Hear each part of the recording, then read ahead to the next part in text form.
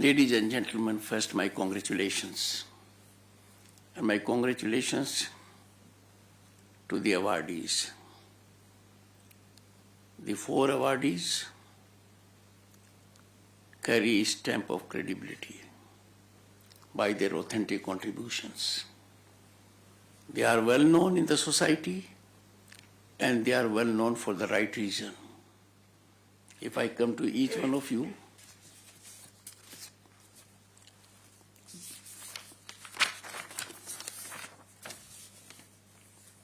कलम को नीरजाजी से बेहतर कौन हैंडल कर सकता है?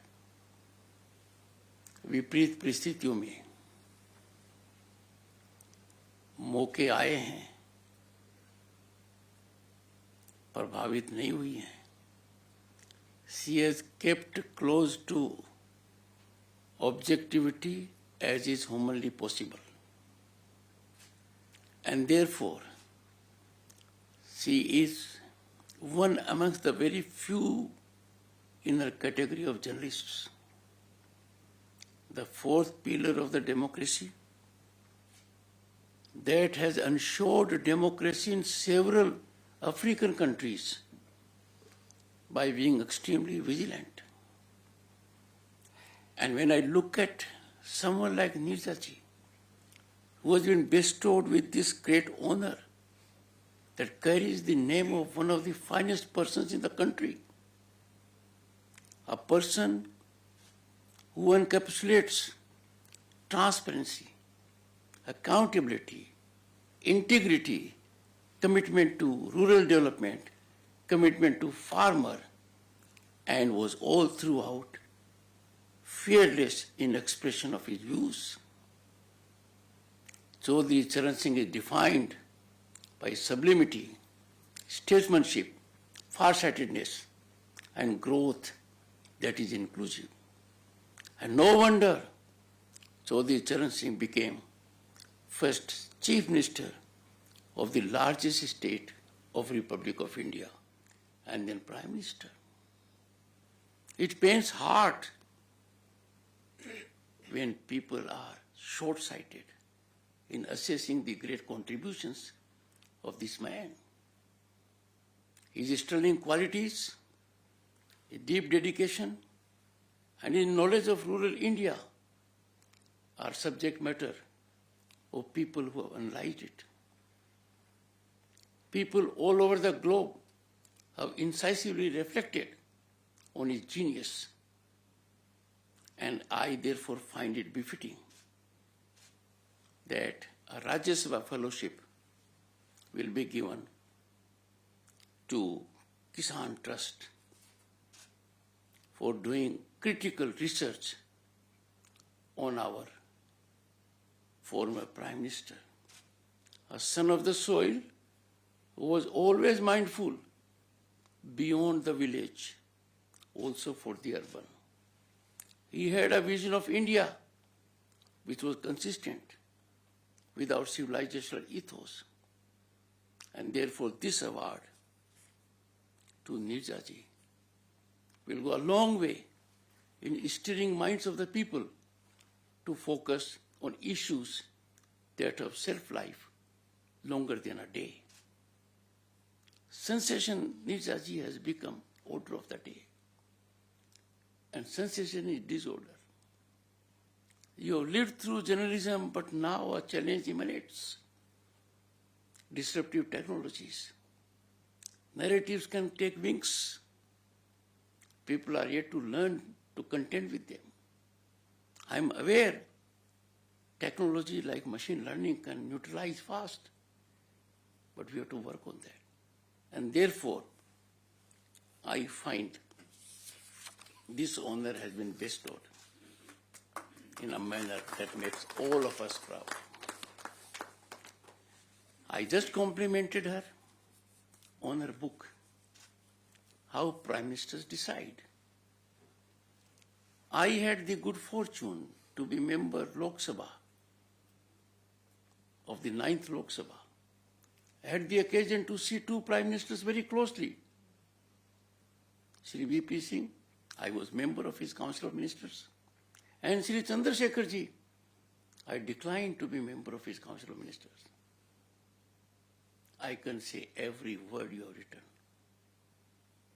is critical but objective, analytical but forthright, informative but also knowledge oriented. And I am sure the nation looks ahead to your second book, which is necessary given the subject you have chosen. Dr. Rajendra Singh, in our country there are few people who get a tag. Bapu was a tag emanating from the people. So was tag given to the Iron Man Sardar Patel, Chacha Pandit Jawaharlal Nehru. These tags are bestowed by history. They are organically evolved. In our times, Dr. Rajendra Singh is known as the waterman of India. Now when it comes to India, we are 1/6 of humanity. We are unique, being the only vibrant, functional democracy at all levels, constitutionally structured from panchayat to parliament.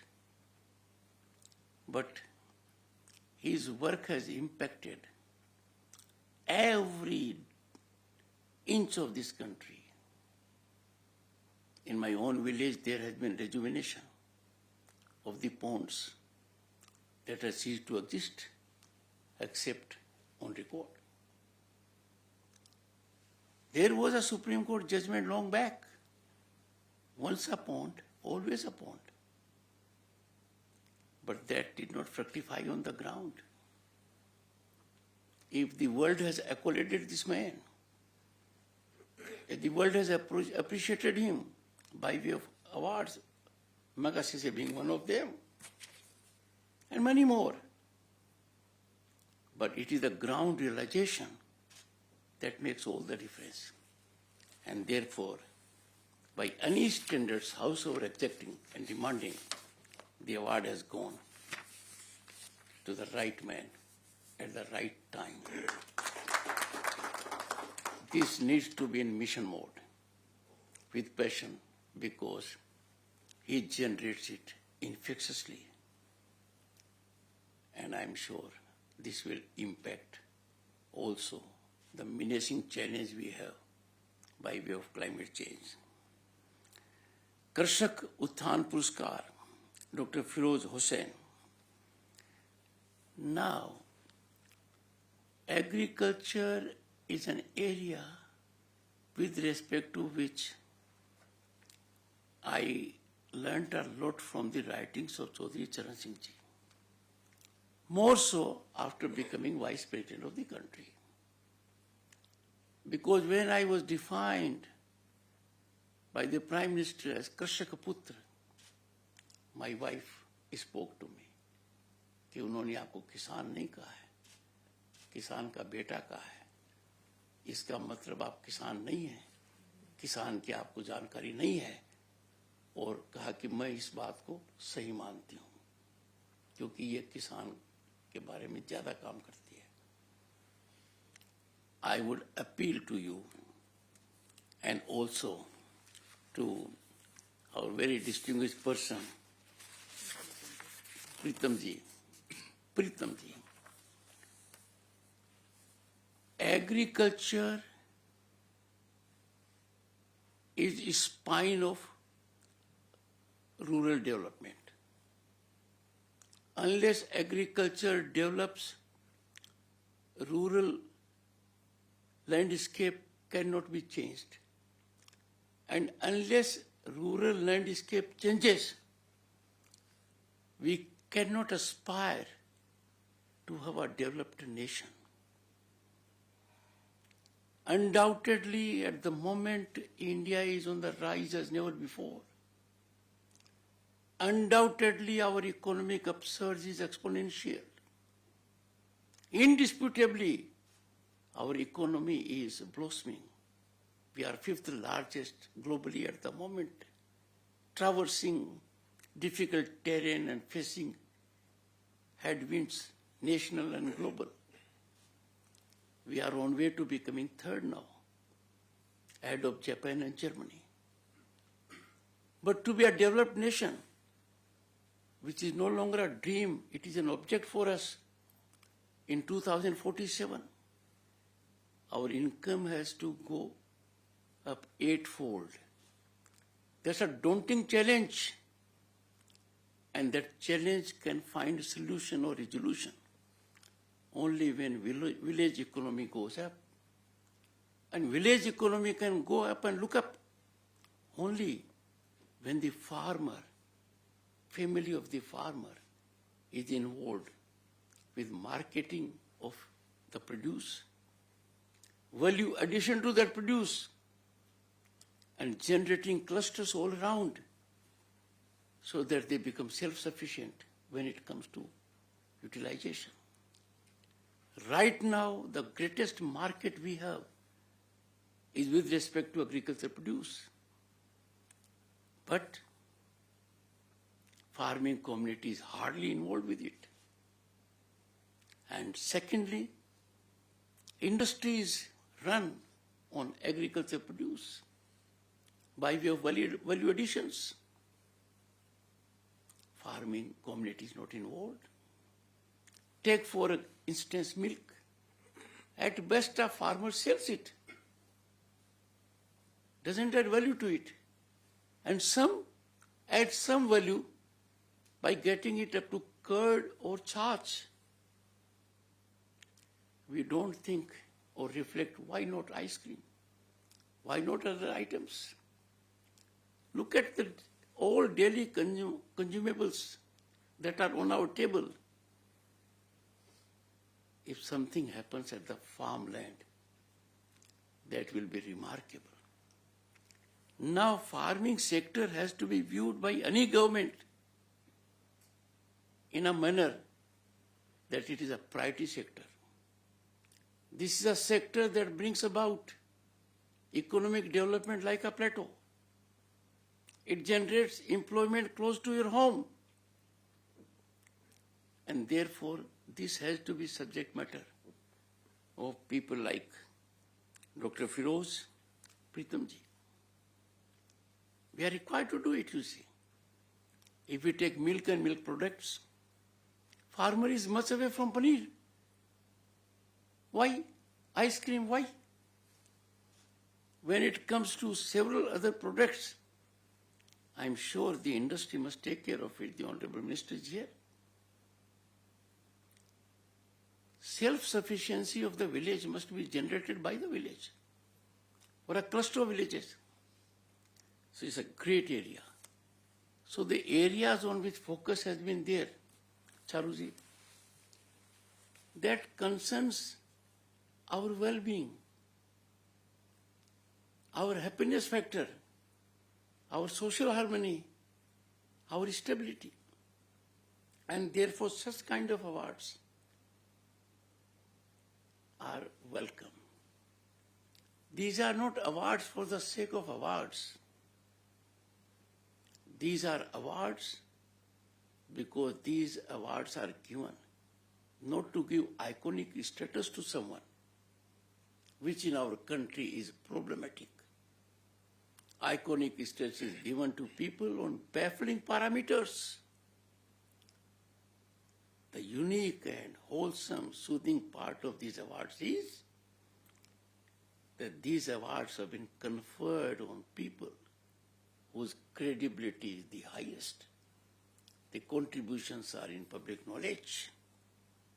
I therefore congratulate all the awardees.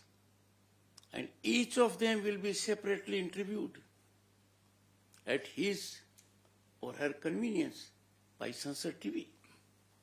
And this will happen in next 4 weeks, so that you will be able to share your thoughts with people at large, the parliamentarians, the legislators, the agroeconomists. I had the occasion to reflect I am particularly referring to Dr. Firoz and Pritamji. Indian Council of Agriculture Research. It has about 180 outfits all over the country in every conceivable phase of agroeconomy. Every. There is need to catalyze these institutions into real activity. The Honorable Minister Shivraj Singh Chauhan has taken it upon himself to put them in high gear. I have seen the change. The change is taking place. I am going to one of the southern states, December 25 and 26, and I get a different feel that the impact of the Honorable Minister is being felt. But then, people like you, if you visit them and have an audit of your own, a cautionary bell will ring for everyone. Same about water and same about Kalam. So these areas that you have chosen are in fact a great tribute to the thought process of Chaudhary Charan Singh ji. These awards over a period of time, Charuji must be structured for posterity to be self-sustaining, Janji, and these become self-sustaining. One step you have taken, the composition of your trust. Second is, it must be fiscally strengthened. Fiscal strength is fundamental for flexibility of functioning. Otherwise, we suffer constraints. In my own way, I'll be in touch with the trustees as to what I can do at my personal level.